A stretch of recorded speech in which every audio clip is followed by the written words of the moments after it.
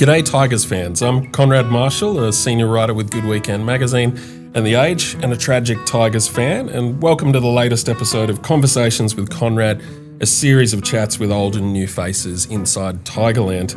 My guest today is Dion Prestia. Prestia danced around two. How's the drop steps on Dion? Prestia, that looks pretty good off the boot. What an effort. Dion Prestia, take a bow. To Edwards, to Prestia, looks good. That's the Tigers. That's the way they hurt you. The 32-year-old midfielder grew up in Melbourne's northern suburbs, was a highly rated junior, and ultimately taken by the Gold Coast Suns in the 2010 draft. He played 95 games there and has since played a further 131 games for Richmond, including 3 flags, and winning the Jack Dyer medal in 2019.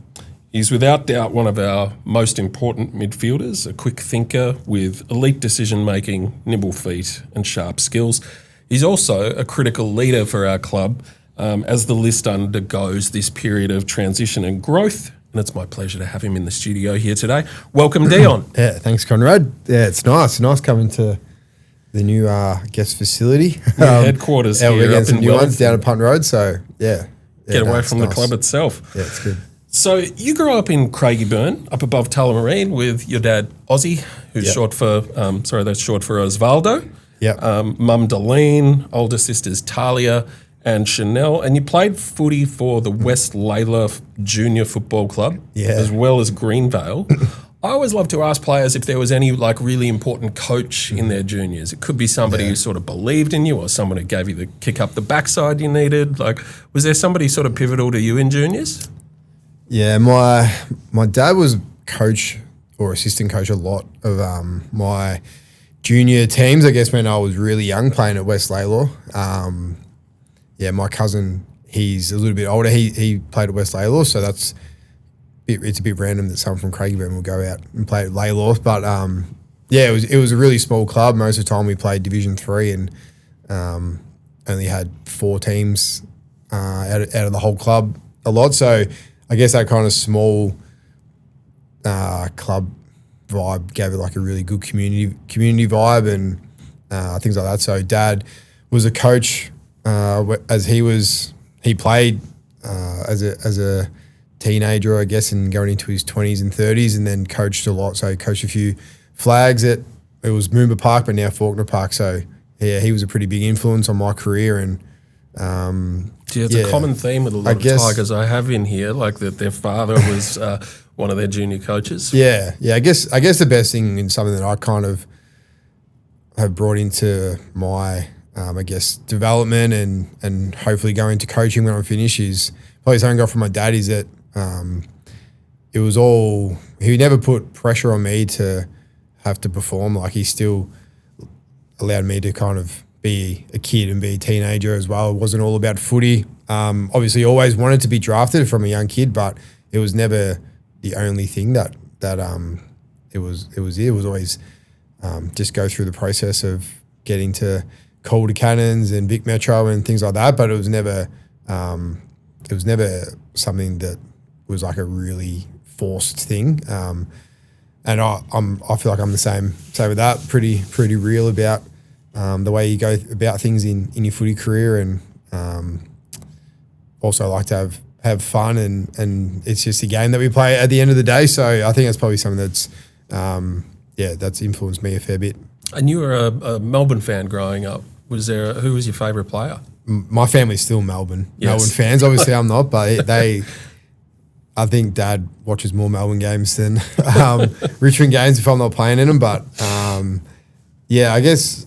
I absolutely loved Jeff Farmer as a kid. So half forward, just took hangers, even though I can't do that. But I used to absolutely love him, and I know he went to Freo for a couple of years as well. But he was my favourite player. And then once I kind of got up into under 16s, under 17s, stopped going to the Melbourne games, and even on the Gold Coast, my parents and sisters were still mad Melbourne, and my cousins as well. They're all Melbourne supporters, and I guess when they won the flag in 2021, it was a bit of a relief, and finally got to see some success after I guess it was nearly over 50 years. I think Melbourne's premiership. So and Steve May, one of my real close mates, he got to win one as well, which was awesome. And I think he's my dad's favourite player, Maisie. Now, you ended up going to Assumption College. Shane Crawford played there, as did the likes of Billy Brownless, Neil Danaher, and one Francis Burke, among many, many others. You were captain of the first 18 there as well. I vividly remember catching the bus up to Kilmore to play in like field days against Assumption. They flogged us. It was always bloody freezing as well, like frost on the ground. How big was footy in that school?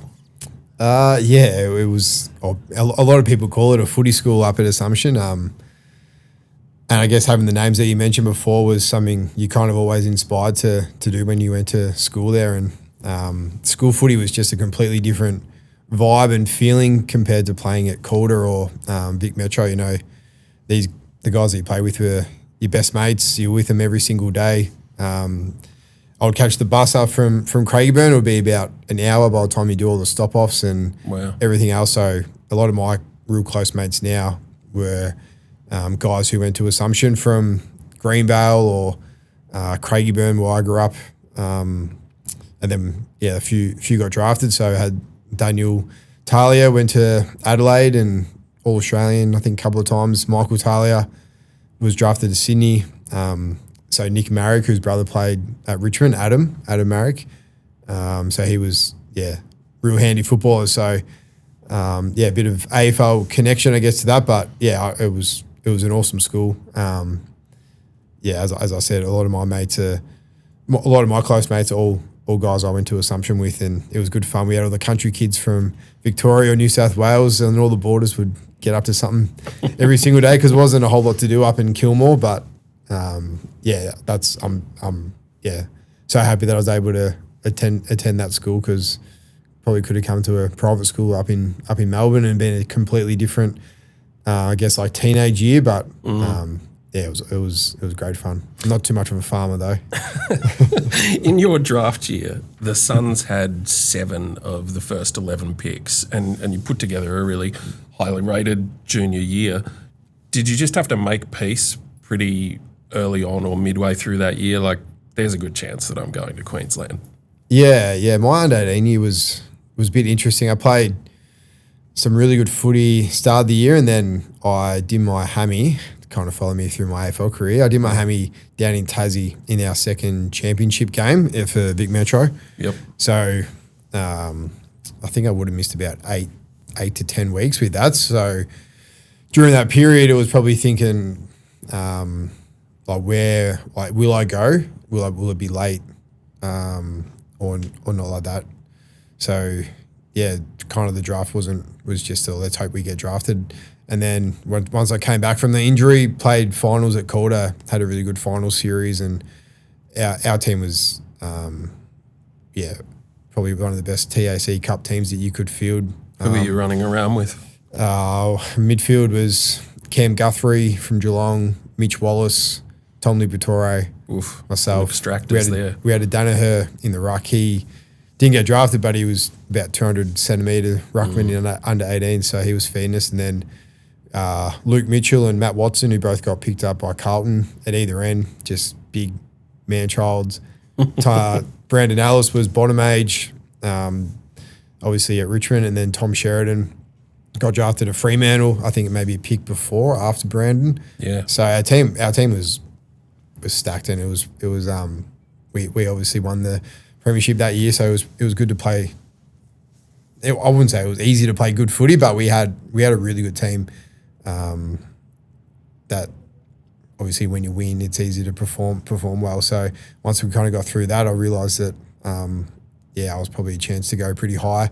Got invited up to the coast for the draft. I think that was the first time they televised it, and pretty much found out a couple of days before that I was going to go to the Gold Coast. It was exciting. I just wanted to get drafted. I didn't care where I went. Didn't care if I went to Perth or Adelaide outside. So Gold Coast was fun.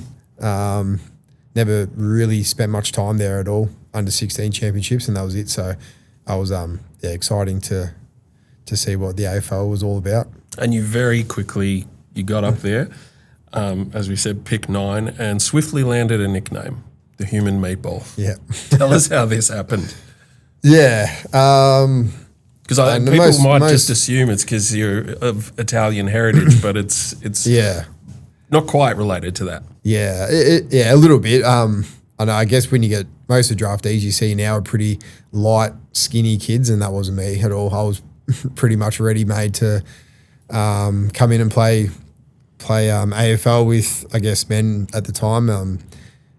And I wouldn't say that we were set up perfectly on the Gold Coast, and we all had the same program, same weights program. So I was doing weights program, I guess, that these skinny beam poles were doing, and just got really big in my first year. And Michael Rischitelli started calling me the Human Meatball.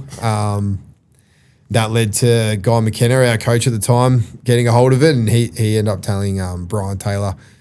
So I went to school with Jordan, his second oldest, and obviously he's a bit biased towards me, knowing him since I was 12 years old.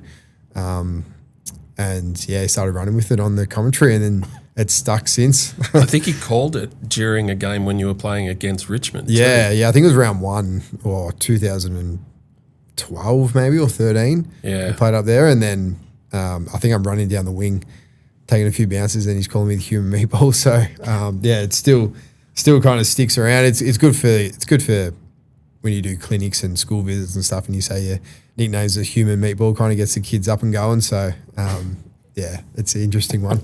Because you were like 86 kilos for a 175 centimetre guy. Yeah, I think I got drafted at about 81, and then by the end of that year, probably was playing at about 86, 87 kilos for an 18-year-old who's 175 centimetres. So at the end of that season was probably another big influence on my AFL career. Our high performance coach, Andrew Waller, who we call Knackers, he pretty much just said, just don't come back unfit. Like, get yourself ready to be an AFL player, and absolutely knuckled down that, I guess, my first off season going into my second year, and just ate as well as I could and trained as much as I could. And it might have impacted my season as I got injured a little bit, but I think that for the long term, it's set me up to have the career I've had. Any good nicknames at the club right now? There's a few. I'm getting called Uncle a fair bit because I'm the oldest of the club. So Jasper Algo gets nephew back from me because he's the youngest. Your first AFL game was against Carlton at the Gabba in 2011, and it was the Suns' inaugural game. What do you remember? Like, anything stand out from that day? It was interesting, that whole build up to it. Obviously, you thought we were a massive chance. First game, so much unknown of how we'll perform, and I think we lost by about 130 points in the end of it. So, I guess the whole preparation was just such a big surprise, and the pace of the game was probably something I remember. I remember my first touch was just a ground ball and just handball straight away, just get one off.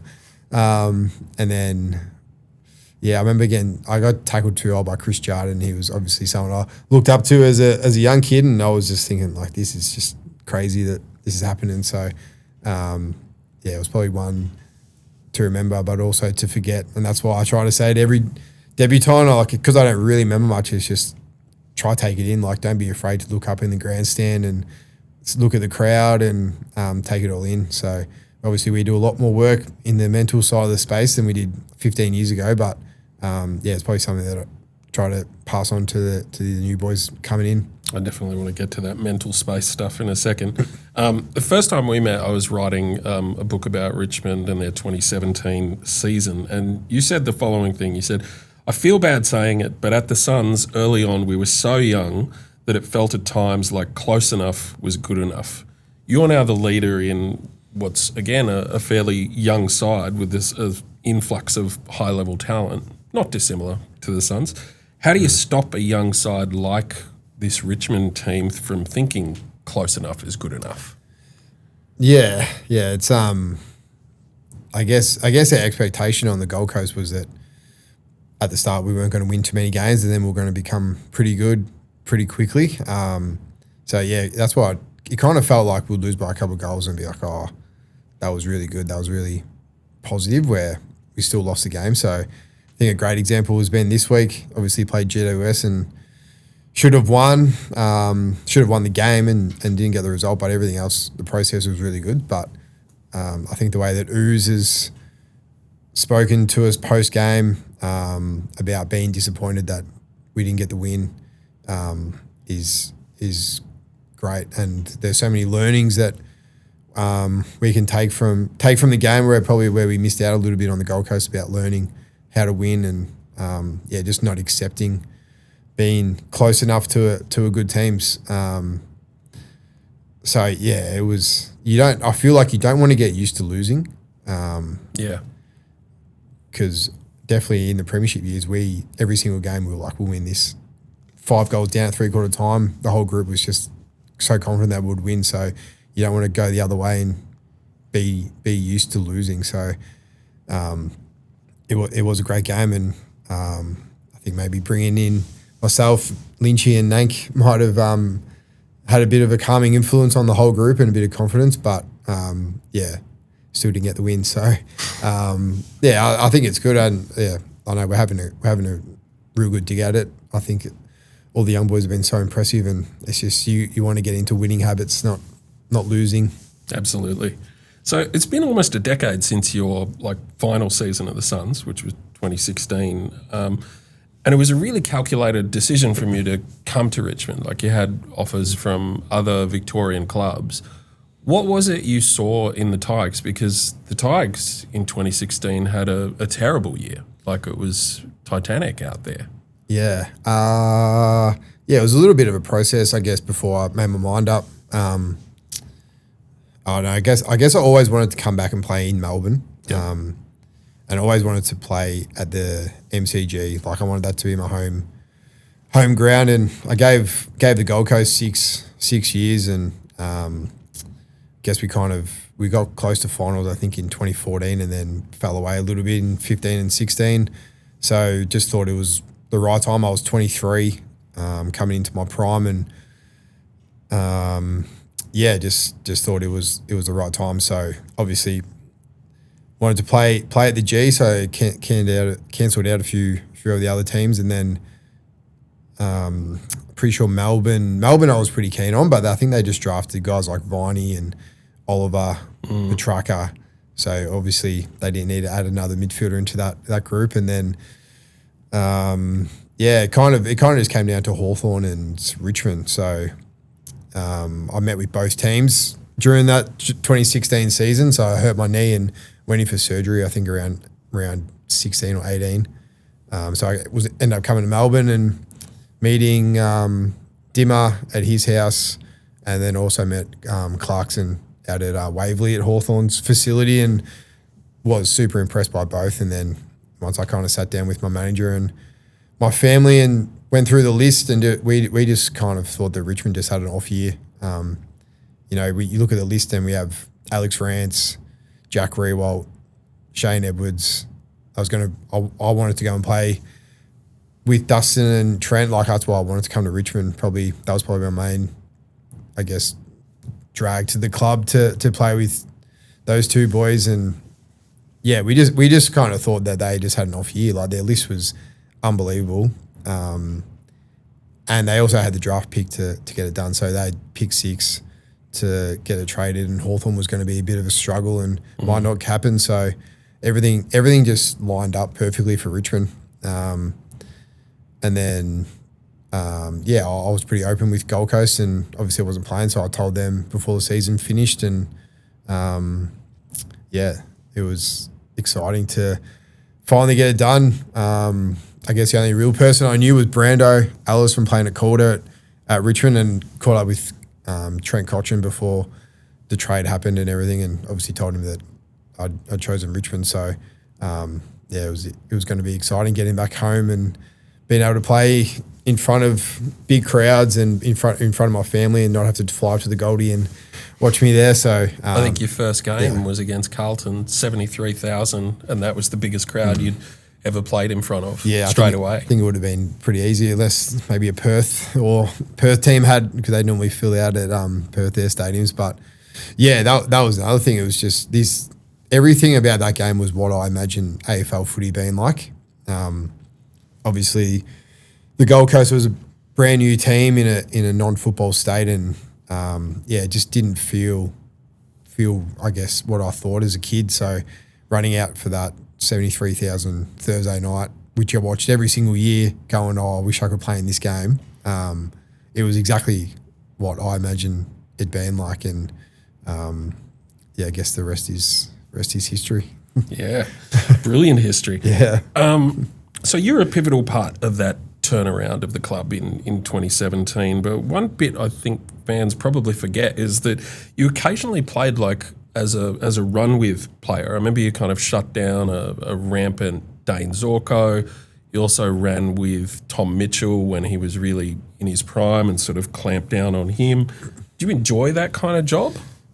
I probably did a little bit of it when I was on the Gold Coast.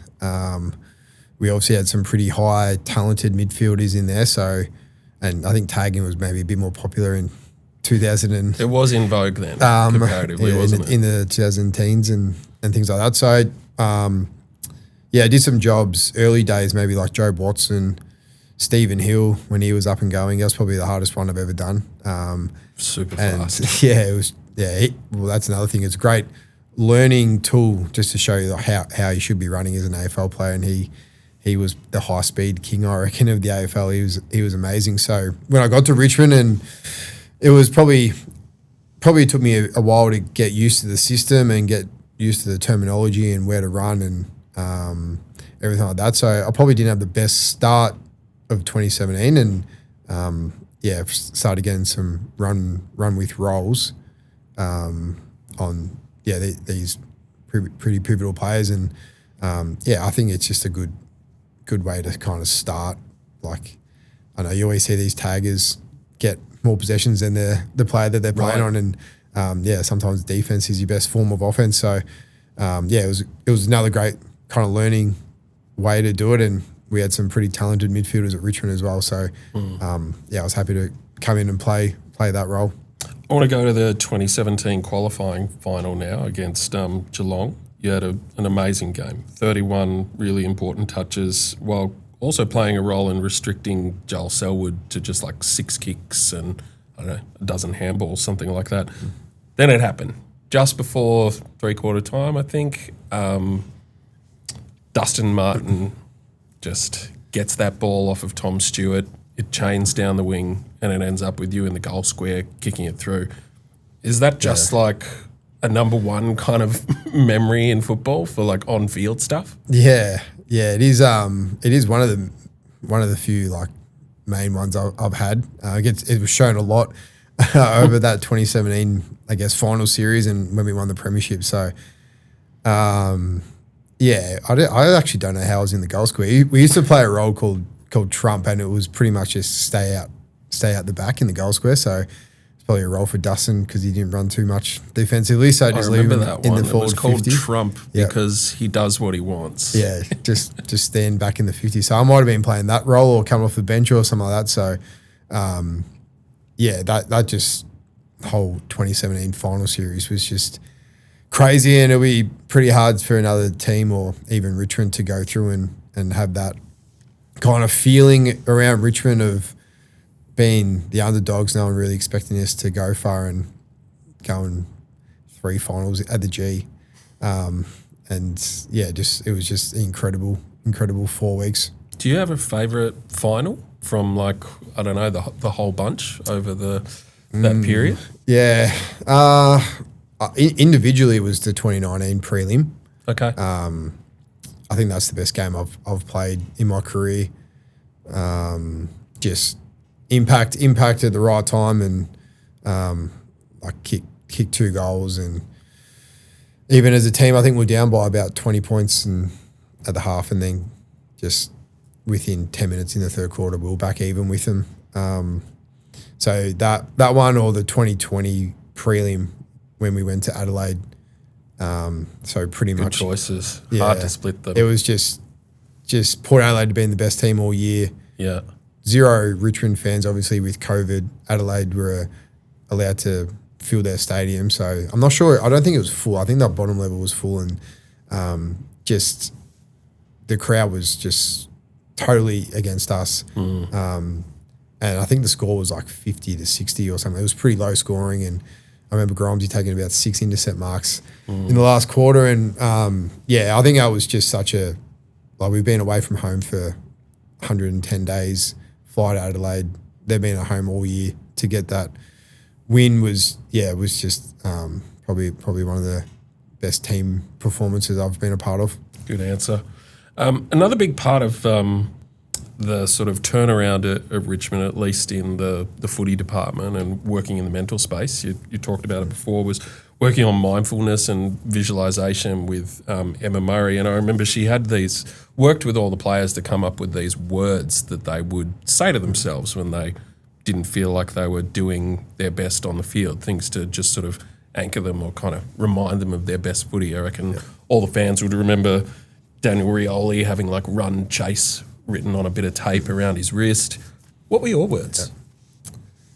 I don't think I had words. We still do a lot of work in this space. Obviously, Emma isn't at the club anymore, but for me, my strength is just my contest work. So being able to get contest to contest, and probably my craft at stoppage. So I think for mine, it's as midfielders, you're involved in the game a lot. You don't have a lot of time where you're just standing, watching, or just coming up the ground, or the ball's out of your area. Like you're thinking a lot. So I pretty much have a cycle of just so I own space. So that's my number one, and then just get out. So get out of stoppage, get out first 3 steps, and that's just a constant cycle. So have that as stoppage, get out, goes to a contest, and it's just the same thing. Where's the space? That stoppage, that contest leaves, get out again, and just reassess over and over and over again. So amazing. That's mine. And then I just come back to my breath. Something we'd never done on the Gold Coast about the mental side of the game. So when I first did it in 2017, I didn't really think it was going to help, or I thought it was a bit of a waste of time. And then once I brought into it and did some one-on-one sessions with Emma, it can be as simple as just focusing on your breath when things haven't gone your way, or you get stuck on the bench for longer, or you're getting frustrated. It's just something that I can kind of go back to and reassess, and go back to those words that I kind of use over and over again. And I feel like even if I'm not touching the ball, I can still be a part of the game by just doing those things. You mentioned 2019 and playing a really great game in that prelim, but that was the season you won the Jack Dyer medal, and it was an amazing year. I was just looking into this yesterday. There was this 10-game stretch after the bye leading up to that prelim where you were the AFL player ratings #1 player in the comp, the most effective player in the AFL. What clicked for you that year? And what does it feel like to be in that kind of groove? It would be pretty nice to be back into that groove. It was it was pretty good. It was an interesting year because I think we were 7-9 at the bye. Yeah. So we weren't going as well as we were. Had a few injuries, just hard to get consistency throughout the season with our team. And then I'm pretty sure post-bye we didn't lose after that. So it was nearly just hold the fort down until we get our numbers back. And I was able to play every single game that year, which was good, but probably the sorest I've ever been. I was played probably through the whole year with Achilles tendonitis, and it would a lot of anti-inflams and throughout the week, and get up for the game. By the time the game was on, you'd be pretty free, and then post game would just be shocking. So it was an interesting year when I was kind of like nearly sore the whole entire year, but I was able to perform pretty well. But yeah, as you said, it was just a bit of a groove. You kind of went into every game, had a pretty simple role. I was able just to play inside mid, and didn't really have to worry too much about being moved out of position or anything like that. So that definitely helped, just being clear and having clarity on your role and what you need to do and what's expected of you as well. So I had an awesome assistant. Adam Kingsley came into the club in 2019, and he was our mids coach, and I think he was a major influence on my career. He reminds me of my dad a lot. Pretty hard and has high expectations, but I think that's the best way that I probably learn and perform. Like he expected me to help our midfield and be one of our best midfielders every single week, and so did I. When we reviewed tape, it was pretty honest, and my feedback was really strong. But I think that's why I responded so well in game, and it was pretty good to finish it off with a premiership and Jack Dyer in the same year. Prestia, 40 metres out. Dion Prestia, the human meatball. He's done it. Pocket picked. Prestia, early shot and delivers. Huge stuff. Chance for Prestia. Back in the side and on the scoreboard. We might do 5 little change of pace questions here. Yeah. Each footballer has their limitations, whether it's height, leap, or speed, power. What one thing do you wish you could do that you can't?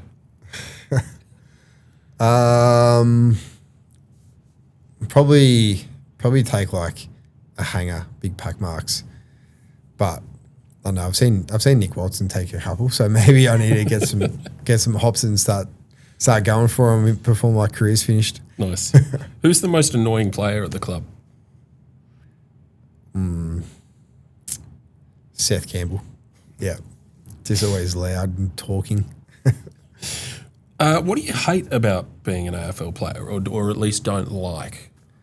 Probably thing I hate most, probably the media. Fair go. Media scrutiny. I think I know.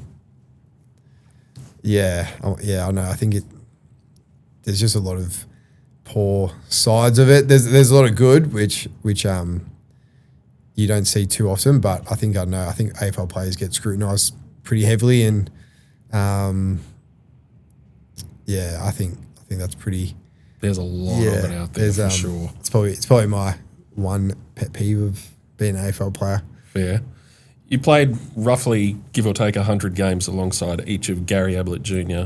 and Dustin Martin. I'm not going to ask you to split them and tell me which one's better, but I don't know, what's one way that each of them amazed you?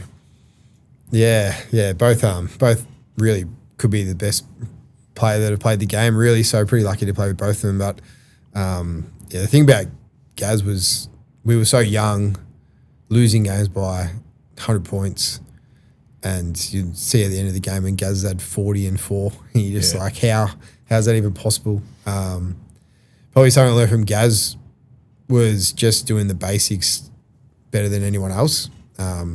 He obviously had some amazing moments of snap goals and things like that, but at training it was all about kick and drop punts properly and handballing it properly and doing your craft basic. It was basic, but it was so good. It's probably something that I learnt a lot from him. And then, Dustin's probably the most humble person I've ever met. Just absolute incredible player, but an absolute awesome teammate. Won Norm Smiths and premierships and Brownlows and best player in the game for a long time, and you just wouldn't even notice it at all. So, he was just someone I could always kind of rely on to hang out and just be normal. Didn't really want to talk about footy or anything like that. And we had some good times over the period. Myself, Josh, Caddy, and Dust were pretty close over that that initial period coming to the club. So pretty lucky to be able to play with Gaz Ablett and Dustin Martin. Which club do you enjoy beating the most?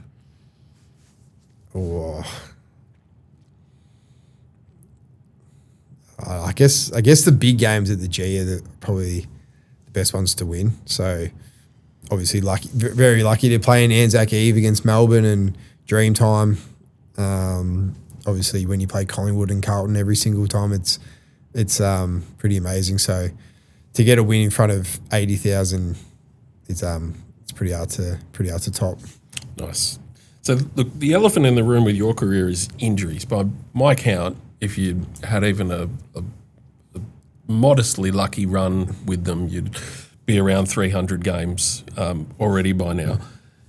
Hit with calves and Achilles and hammies and ankles, but then random stuff like broken ribs, or you get a golden staph infection after a syndesmosis surgery. Like, how do you keep your mood up when you're facing rehab again?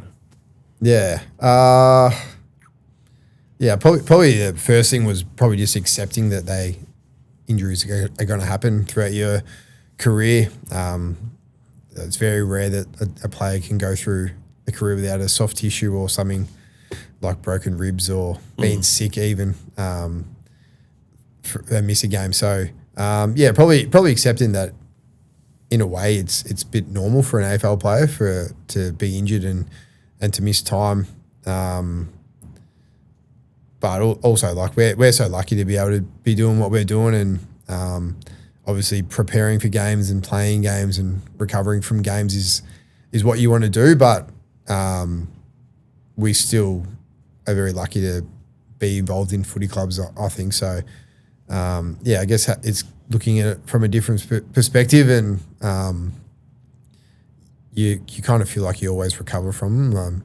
I haven't had any major touch wood injuries that have kept me out for a long time. Like, my hammies have been 1 and 2 weeks, and then I've been able to come back, and my role has still stayed the same, and I've been able to perform on the back of those time out of games. So Tony Greenberg had a story on you on the website, actually, that just sort of tracked how well you play when you come back from injury, and you're like that racehorse that's great first up after a spell. I also just wonder if missing all of those games throughout your career, if you reckon in a sort of perverse reverse way, it could extend your career in that you haven't been bashed up like week on week for 22 games every single year. Yeah. I'd definitely like to think of it as that. I think the game has changed a lot in the last 15 years as well. I think players get looked after a hell of a lot better than what they did. I remember having huge pre-season sessions where we're doing 15, 16 Ks on the Gold Coast, and now they're probably normally capped at about 13 Ks during the pre-season. More days off, time off over the off season as well. So I'm definitely look at guys like Pendlebury and Sidebottom, and they've still been able to perform at 35, or what's Pendlebury, 38 or something. Yeah. He's and they're still performing well and still impacting games and things like that. So I kind of look at it and just think, like, I feel really good. I've been probably over the last few years, I've been able to back up more sessions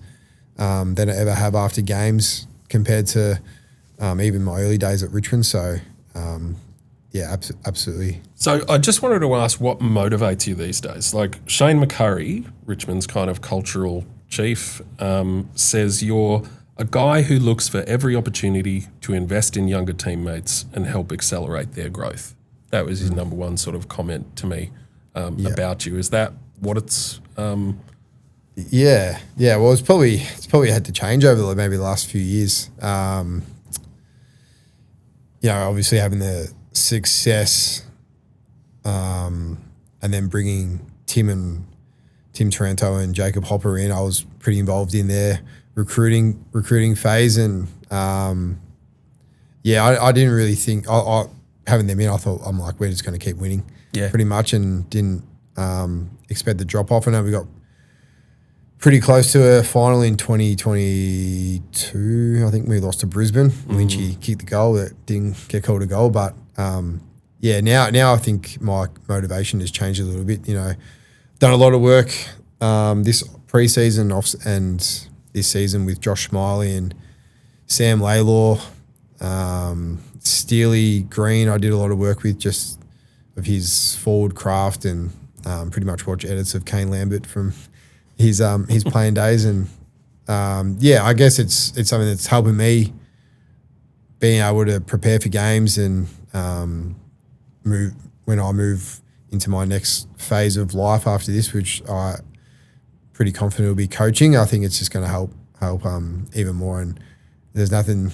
I know that these boys will actually have success. You know, our draftees that we got in are amazing, and sometimes you forget that they're 19, 18 years old and have only played 10 games of AFL footy because they're so advanced and such good people and good men. So, I can't wait to be sitting up in the grandstand or in the coach's box, hopefully at Richmond, and seeing them have success. Well, you just knocked over my next question, actually, because I'd also asked Jack Revolt about you, and he described you as an elite football mind. So I'm glad to hear that you've got an eye on the coaching box. Sounds like it'll be a really good fit. Yeah. No, it's been good. The coaches have, I guess, given me a pathway this year to have a bit more of a say in the coaching side of it. So while I was injured, I sat in match committee during the week and see how they prepare for training. I guess the coaches all have a different style and a different way of going into their meetings, and sat in the coach's box, and I was able to actually do a fair bit of midfield work in the coach's box with Blake Carosello, our mids coach. Just getting exposure to that was amazing. It's going to help my footy as well. So on the bench this week, I was able to grab the phone and talk to Caro and just ask him what they're seeing in the box and if I can go out and change anything. And I guess my preparation for the GWS game that we just played was pretty much as good as I can get, because I've pretty much prepared for it for 10 weeks and been able to run centre bounce meetings and things like that. So it's good to get an understanding and learn ways to prepare for games. You're not finished yet, though. The final question. I saw a recent social media post from a fan during your injured stretch, and this is what he wrote. Put Prestia in. Make it his last dance. Retire end of year. And you actually responded to the post with one word. Nah. Yeah. I know, it's interesting, the old social media. I know. I guess a lot of people are going to have an opinion on what I can do. It would have been a pretty good one to finish on the weekend if I'd 31 and a goal, which was pretty nice to come back from. But I guess it's, I know, like we do so much work as a club and as a team and individuals to get up and play every week. So I know sometimes you just don't like seeing those comments about a random person trying to tell you what's best for you. So maybe I shouldn't have responded to it, but I think I've plenty of years left. You know, I feel really good, and I'm definitely not slowing down. My GPS numbers are probably the best I've had in my time probably at Richmond, and learning the game, like I'm thinking, the way I think through the game, I think is probably my my point of difference compared to a lot of other AFL players. So just loving it, and I'd love to be a part of more success as a player at Richmond. So I definitely got a few more years left, I think. I loved it, mate. Don't worry about the keyboard warriors. Never write off a champion. Yeah. We've loved watching you play, and we'll continue to do so. Thanks so much for coming in, Dion. Thank you.